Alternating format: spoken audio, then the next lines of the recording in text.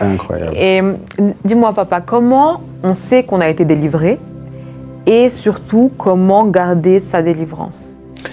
D'accord. À l'église où je prie, c'était une église qui avait reçu, je salue d'ailleurs ma mère dans la foi, mes parents dans la foi, le couple Marcel Mamambou Charlotte Bopéa.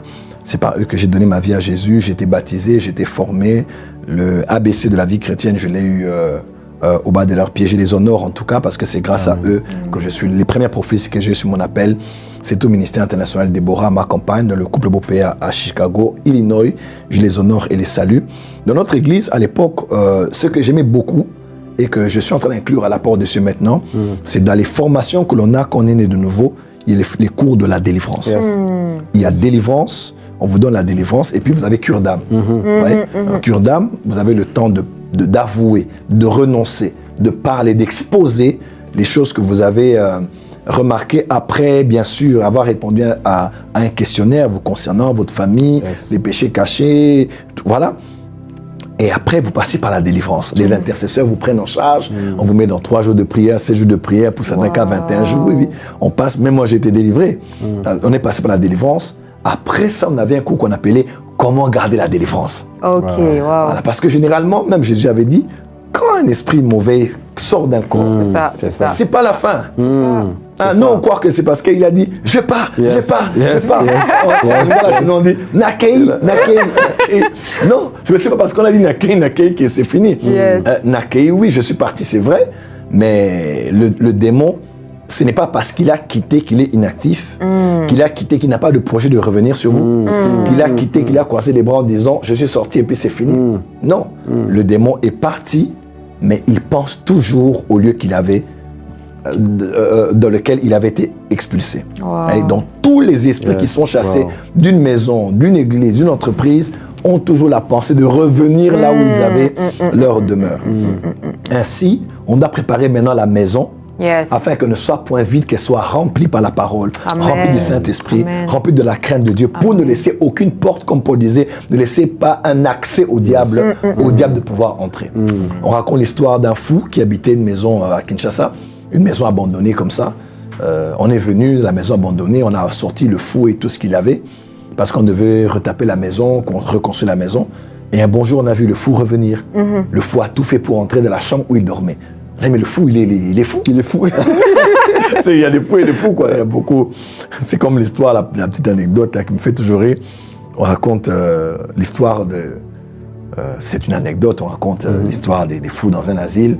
Et on devait tester à la fin des études, des tests, des traitements, s'ils n'étaient plus fous, quoi.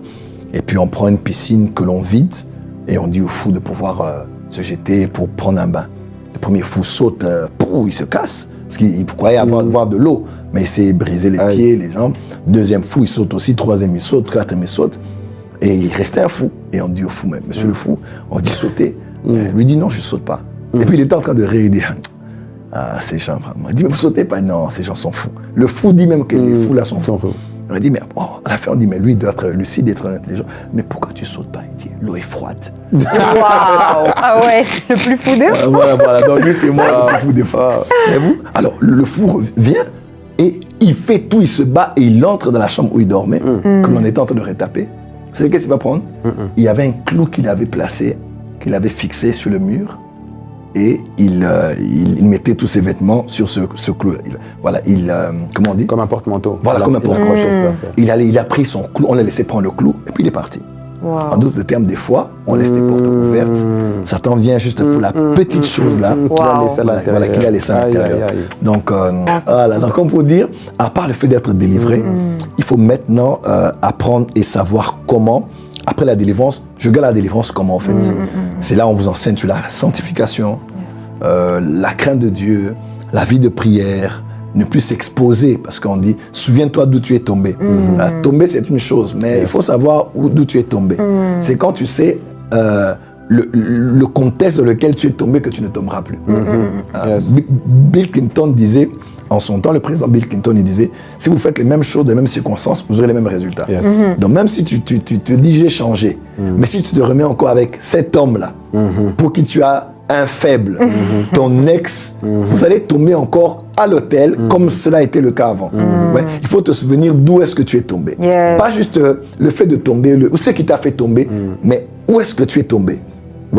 Parce que où est-ce que tu es tombé est aussi important que la chute même, puisque c'est le lieu, l'environnement qui t'y a conditionné.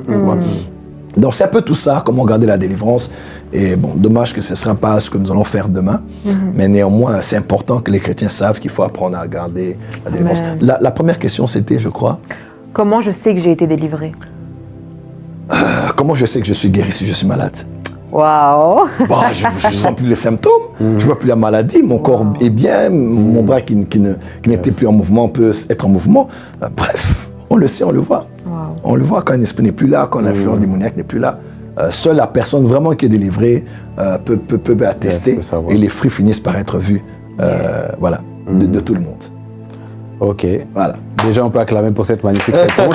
Incroyable. Yes. Wow. Vous avez toujours vos questions avec vous? Toujours. Ouais. Je suis là, je suis avec vous. Voilà, bonsoir à vous tous. Je vois déjà plusieurs sont toujours là. Voilà, on est là en direct. Merci beaucoup. Bonsoir. Merci à ceux qui nous rejoignent ce soir. Soyez les bienvenus. Les gens sont restés sur l'histoire du fou là. C'est terrible. Donc, il y a des fous. Il y a des fous et il y a des fous. Voilà, lui, il a été plus fou que tous les fous parce qu'il disait que l'eau était froide. Il dit non. Il a dit l'eau est trop froide, quoi. Voilà. Continuez à partager le lien, bénissez quelqu'un afin voilà, que cela soit le cas aussi pour lui ce soir. Voilà. Question, je suis à